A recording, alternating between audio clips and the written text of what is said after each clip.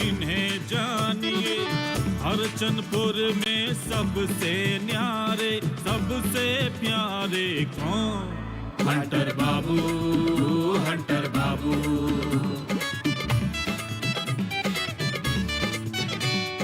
मुझे इनकी धड़कदार बोली वाणी है असरदार, लड़ना भिड़ना आदत इनकी, रगड़ मिटाना चाहत इनकी, अपने पे रखते काबू। हंटर बाबू, हंटर बाबू।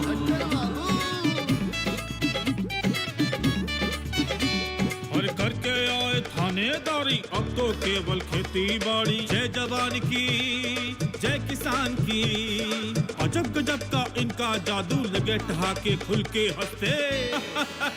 हंटर बाबू, हंटर बाबू, हंटर बाबू, हंटर बाबू।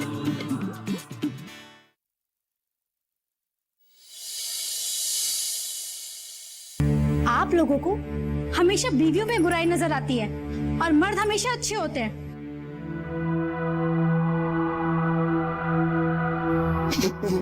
साइन कीजिए। जब से इस घर में आई हूँ सबको खुश करने में लगी हूँ, लेकिन कोई भी हमसे खुश नहीं होता। कौन खुश नहीं है तुमसे?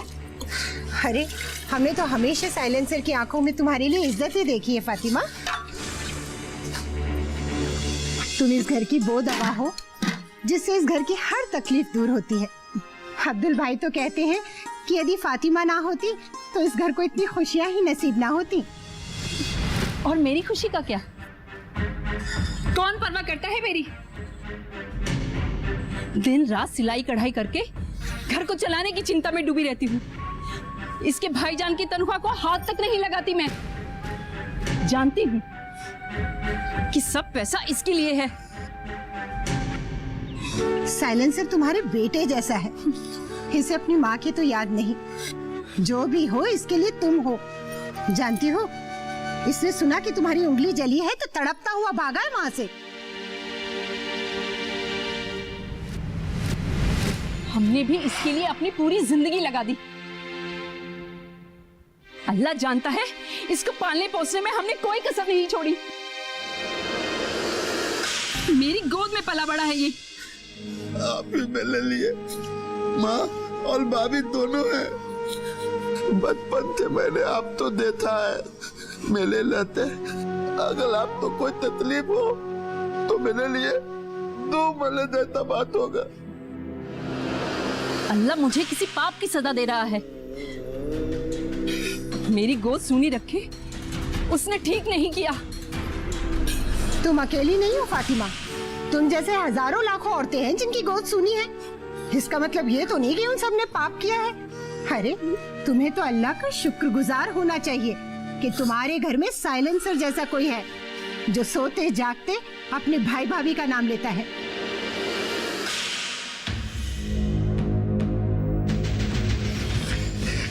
भाभी, भाभी दान,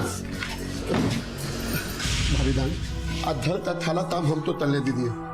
महीने बाद भाई दान धल आ रहे हैं। अधल तक तम हम तो तलने दीजिए। आज खाना हम बनाएंगे। अरे तुम रहने दो साइलेंसर, खाना इन्हीं को बनाने दो। तुम इनकी मदद कर सकते हो। अब्दुल भाई को खाने का स्वाद तो फातिमा के हाथों से ही आता है।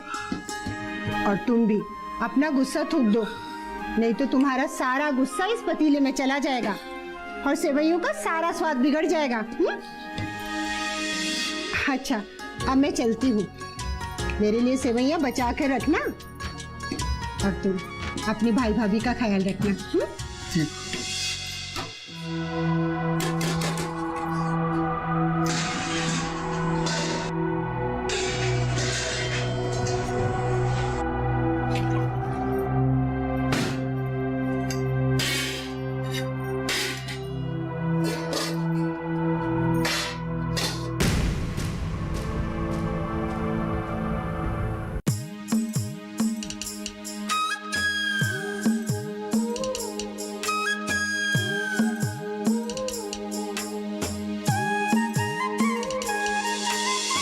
मुद्दतों बाद लड़िया वाली से मुलाकात हो गई, खुश्क मौसम था, बरसात हो गई। सलाम अब्दुल भाई, आप तो आते ही शुरू हो गए। भाई आने की धमक ना हो तो फिर अब्दुल्लाम कैसा? लखनवी अंदाज में रहते हैं हम। हाँ लेकिन वो नहीं कि पहले आप में वक्त निकल जाए और गाड़ी छूट जाए। लगता है लखनऊ की तहजीब बदल गई है चाचा जान। ना कुछ नहीं बदला बरखुदा, बस टांगे से बूट में आ गई और नबाबों से हम तेरे चचा जान अब्दुल बन गए। अरे लाहौल भी लखनऊ, हम अपनी नवाबी में तो ये पूछना ही भूल गए, कैसी है मोहतरमा? मुद्दत गुजर गई, दीदार हुए आपके। अरे आपका ये मुद्दत इतना छोटा क्यों है? अभी तो आप गाँव आए थे, 1 महीना भर भी नहीं हुआ। मुद्दत छोड़िए, हमारी बेकरारी पे गौर कीजिएगा। बेकरार तो इस वक्त फातिमा है, अपनी देहरी पे कल से बैठी अपनी शौहर का इंतजार कर रही है। आपकी बातों के चक्कर में तो बेगम आंखों से उजली हो गई। ना ये गलती ना कीजिएगा, सजा मिलेगी। भाई बीवी के लिए तो शौहर का इंतजार का एक दिन भी सालों का होता है। गलती माफ। अब आए ना रास्ते पर। अरे बरखुदार, ये अभी से सीख लो, काम आएगा। इसको अपने जिंदगी का सबक मानकर चलो कि एक दूसरे का साथ निभाना कितना जरूरी है। चलिए, आपके आने से गांव की गलियां तो आबाद हुई, हर वक्त शेरो शायरी की रुनझुन बजती रहेगी। जी हमें तो छोड़िए, हमारी शेरो शायरी गांव में आने के लिए बेताब रहती है। तो गांव में आ जाइए ना चाचा। हाँ बेटा आ तो जाए, पर नौकरी का जो सवाल है, अब देखो रेलवे की नौकरी है ना, इतनी अच्छी नौकरी भला को छोड़ सकता है? तो ट्रांसफर करा लीजिए ना। अरे काश ऐसा हो जाए, फिर तो हम गाजियाबाद दिल्ली में रहेंगे और भाग के बाद फिर तो रोज महफिलें जमेगी चौपाल में या फिर रंगीनी की दुकान के ऊपर। अब आप सीधे घर जाइए और फातिमा की ड्यूटी कीजिए, उसके इंतजार को ज्यादा लंबा मत बनाइए। खुदा हाफिज, बस 4 दिन गांव में रहेंगे चांद बनकर और चांदनी की छांव में।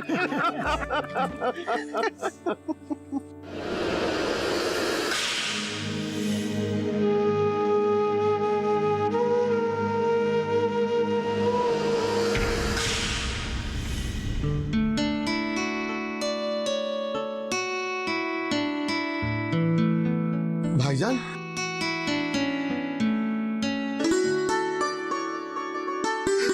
सलाम वालेकुम भाईजान। वालेकुम अस्सलाम।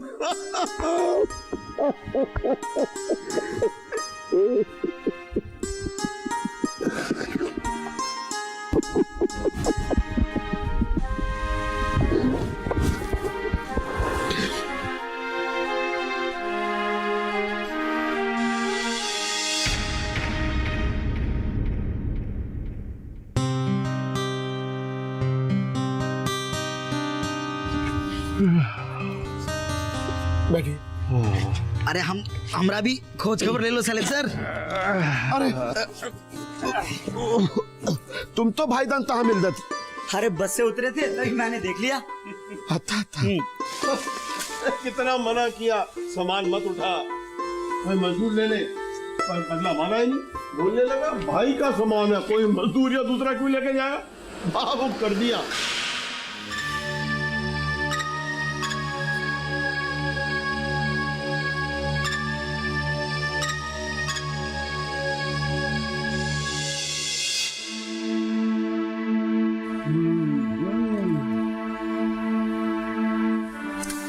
एक महीने के बाद आपके हाथों का खाना खाएंगे। आप स्वाद लीजिए, मैं चलता हूँ। अरे तुम भी सेवई खा के जाना छोटे लाल।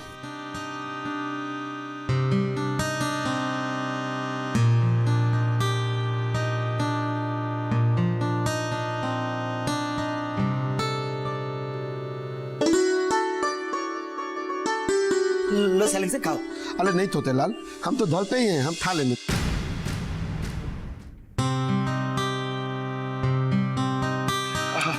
अरे तो थक कर रहा हूँ भाई, खाने का मन कर रहा है।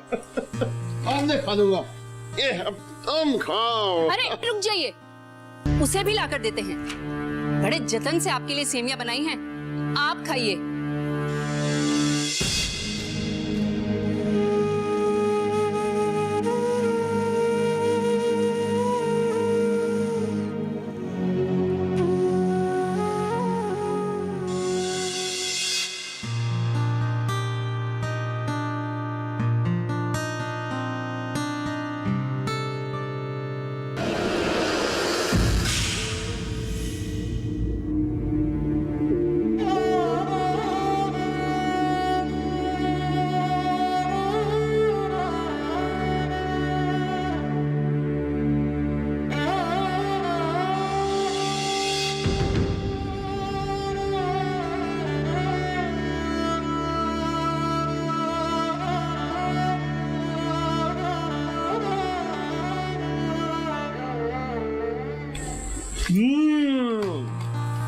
भाई ऐसा जायका तो लखनऊ तक में नहीं है।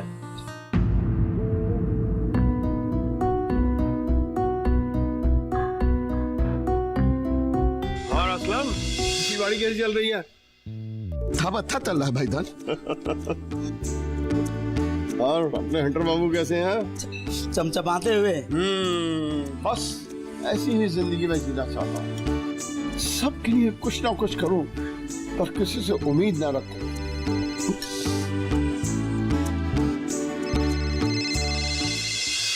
हेलो, हाँ तिवारी जी, हाँ बस अपने घर पहुंच गया।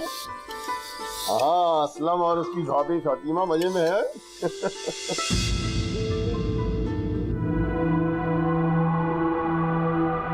क्या? नहीं, आप चलिए अरुणाचल प्रदेश, आप घुमाइएगा, बाद में आ जाएंगे। अच्छा ओके बाय। भाईजान आप दाते अलाम दीजिए, हम थोतेलाल तो ठोलते आते हैं। दो थोतेलाल।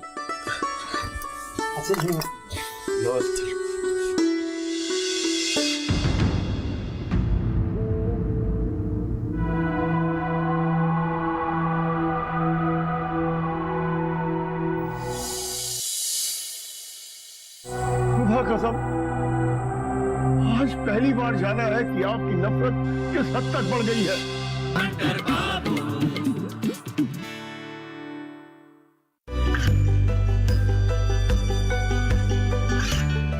गांवों और पिछड़े क्षेत्रों में सरकारी योजनाओं की जानकारी पहुंचा। देश में कौशल और क्षमता विकास कर ग्रामीणों को सामाजिक बदलाव और विकास से जोड़ने की दूरदर्शन किसान की पहल चौपाल चर्चा देखें सोमवार से शुक्रवार सुबह 9 बजे।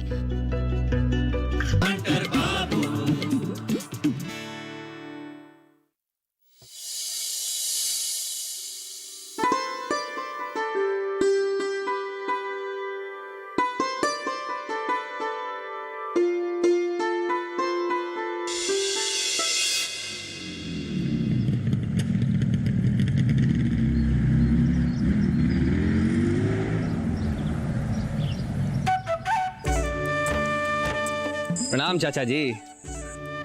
खुश रहिए अशोक जी। अरे भरी दोपहरिया में किधर निकल पड़े? अरे चाचा जी, किसान के लिए सुबह क्या, शाम क्या और दोपहर क्या, 24 घंटे ड्यूटी होती है किसान की। बात तो 100% सही कह रहे हैं अशोक बाबू। किसान और जवान की ड्यूटी का कोई समय नहीं होता। हर समय ड्यूटी में तैनात रहते हैं। हाँ।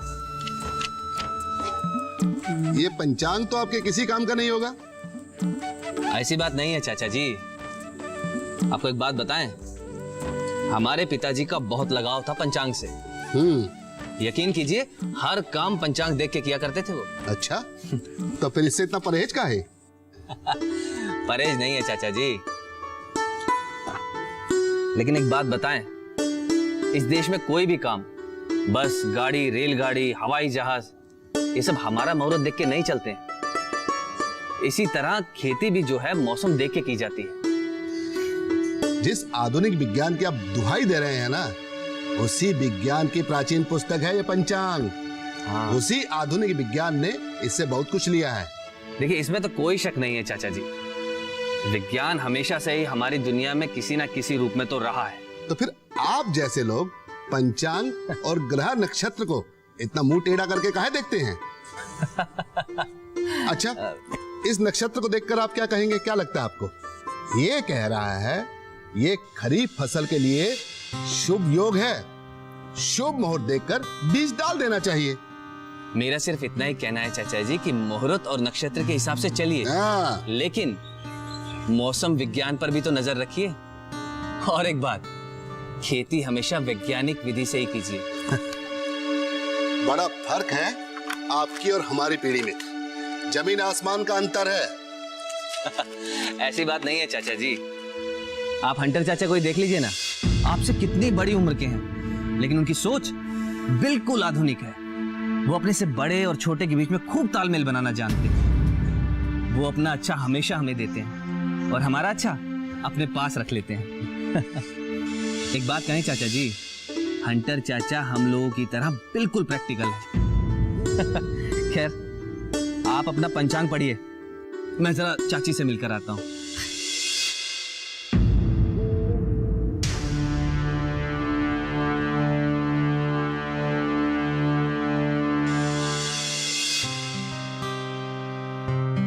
प्रणाम चाची जी। अरे खुश रहिए अशोक जी। अरे चाची, इस रिसर्च के बारे में तो आज सुबह ही मैंने पेपर में पढ़ा है। कई कृषि वैज्ञानिकों ने फल और सब्जियों की अच्छी उपज और गुणवत्ता की नई विधि के बारे में बताया है। तो मतलब हम इसे प्रयोग में ला सकते हैं? मैंने तो सोच लिया चाची, मैं तो अब इसी तरीके से खेती करने वाला हूँ। अरे वाह, हमें भी गाइड कर दीजिए। क्यों नहीं चाची, जरूर।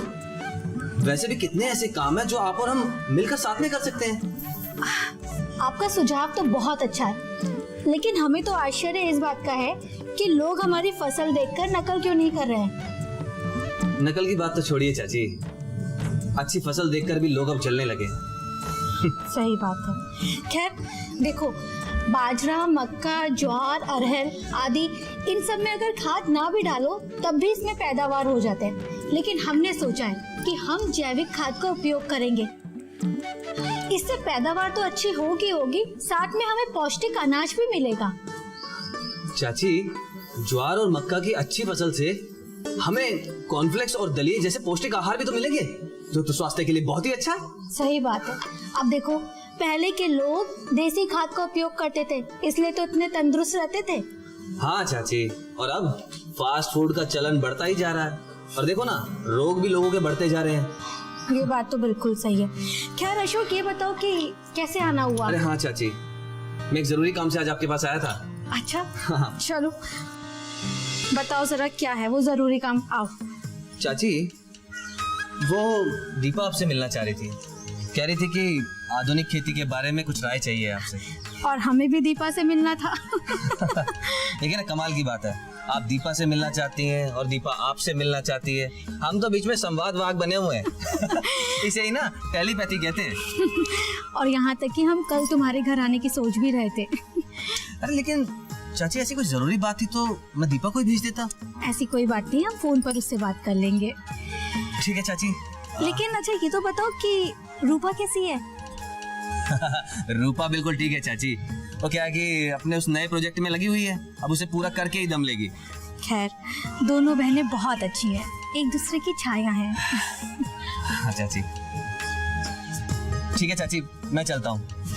अच्छा। खुश रहिए।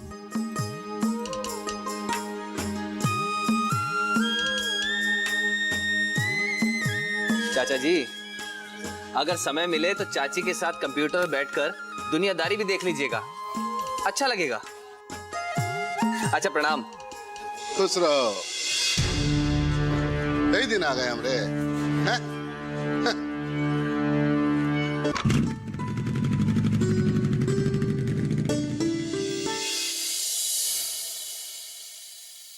खुदा कसम, आज पहली बार जाना है कि आपकी नफरत किस हद तक बढ़ गई है।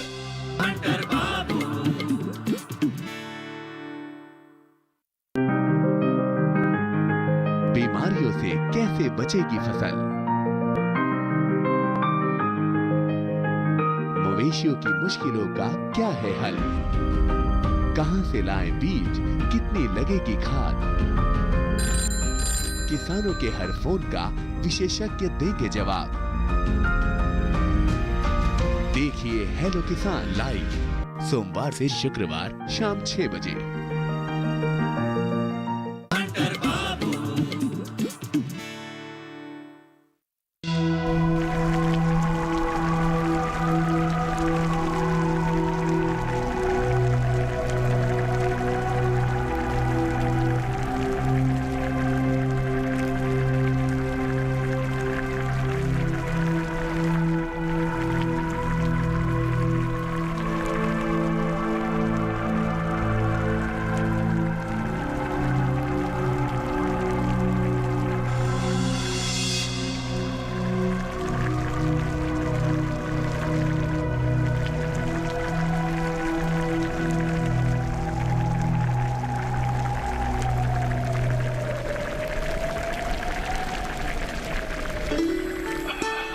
ये बताया नहीं आपकी उंगली कैसे जल गई?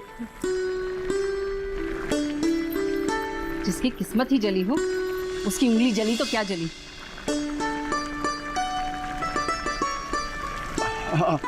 आप ही जैसी एक मोहतरमा को देखकर किसी ने कहा है, आपको हमको आप देखकर मुस्कुराइए, यूं ही हमसे मुंह फेर कर करीब से ना जाइए।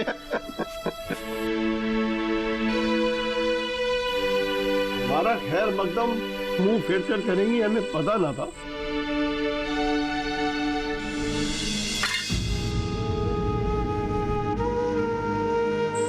और हमें रोटी नहीं चाहिए थी, मेरा पेट भर गया है। क्यों? अपने भाई को दिखाना चाहते हो कि कम खाते हो, या ये दिखाना चाहते हो कि हम तुम्हें पेट भर खाने को नहीं देते?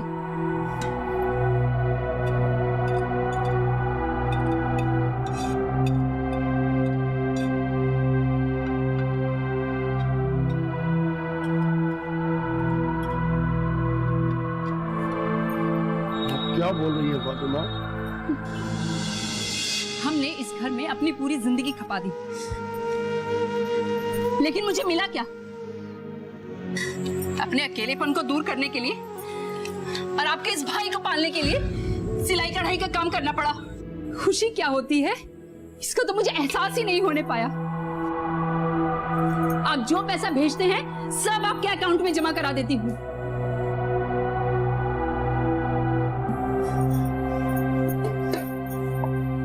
आज आप किस बात पर गुस्सा निकाल रही हैं? आपके में अभी हम लखनऊ में खुश नहीं है, लेकिन मजबूरी है, आपको नहीं लेके जा सकते। मैं ट्रेन का गार्ड हूँ, आज यहाँ तो कल कहाँ।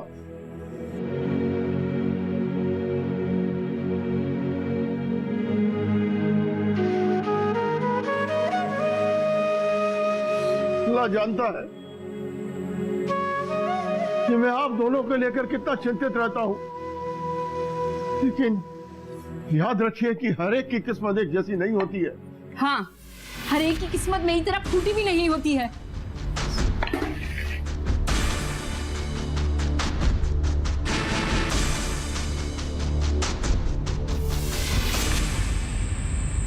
खुदा कसम, आज पहली बार जाना है कि आपकी नफरत किस हद तक बढ़ गई है।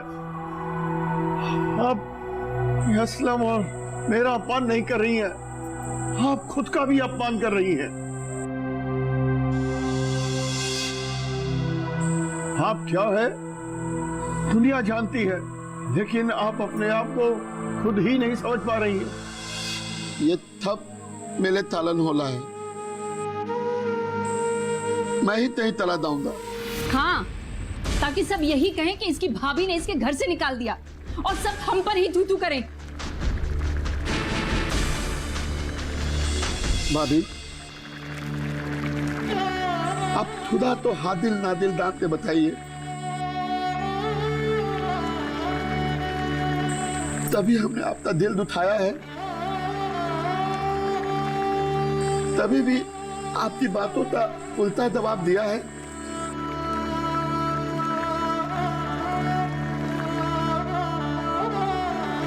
हाँ, बिन बोले भी बहुत कुछ कह जाते हो तुम।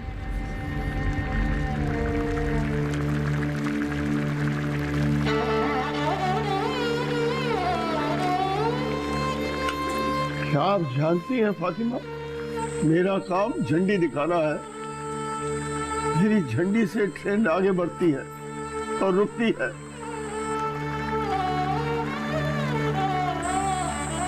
लेकिन मुझे अफसोस है कि मैं आपकी सोच को आगे नहीं बढ़ा पाया।